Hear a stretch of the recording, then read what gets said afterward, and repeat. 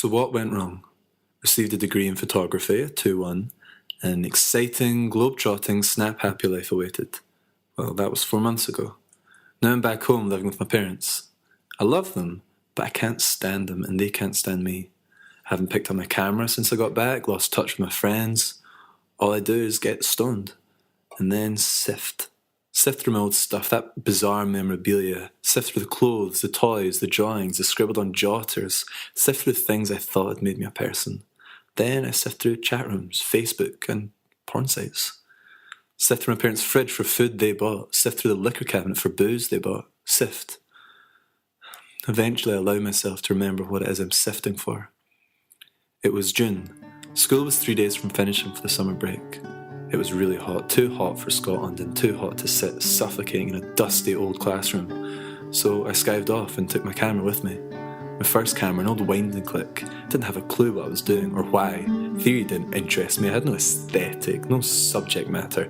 I just took pictures of anything. I wouldn't have dreamed of going anywhere near them. I was terrified of the opposite sex, still am. But they called it to me, asked me what I was taking pictures of, asked me if I would take their picture. What was I going to say? Of course I would. And they were the too cool to be cool girls, the indie girls. They could have had that secondary school at their feet if they wanted, but they chose instead to come out here, chose to lounge around in the sun in this crumbling, rundown part of the town. They made their own rules. If they wanted to let some geeky wannabe photographer take their picture, they would. And that was the end of it. After a while, the girls got bored, apart from one of them. She told me her name was Stephanie, but that I was to call her Steph. She would have let me take her picture all day, and I would have been happy to. So, of course, I ran out of film after half an hour. Steph told me there was going to be a party there that night, and that I was invited. I told her I'd come, and I meant it, but when I returned home, it was like I'd ran out of fuel. I told myself I was tired, but looking back, I was scared. A party with those cool girls and their cool friends, a party with alcohol and sex and everything I should have wanted to experience. So I stayed at home, watched crap on television. A couple of days later I read about it in the newspaper. That night they'd all gotten too drunk like teenagers do.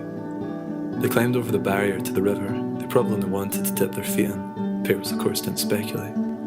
Steph and some guy started balancing on a log that hung out over the river, and it snapped. The guy swam to shore, but Steph was swept away. They eventually found her body a few miles downriver. I never showed anyone the photos until now. I saw our friends a couple of times at school, but we didn't speak, just passing nods, glances. Then I left and didn't think about it for 4 years. But now since I've come back, it's all I ever think about. I mean, it's there, like oxygen. Even though I'm not consciously thinking about it, it's there. And I can't do anything about it. I can't negotiate with it because it's meaningless.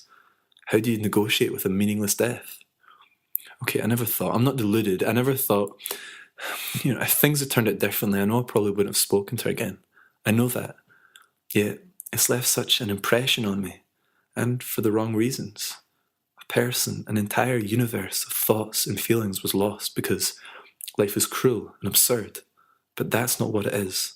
It's the promise of what we could have been. Even though it's a fairy tale, I can't let go of it. This self-created tragedy, this loss of what could have been.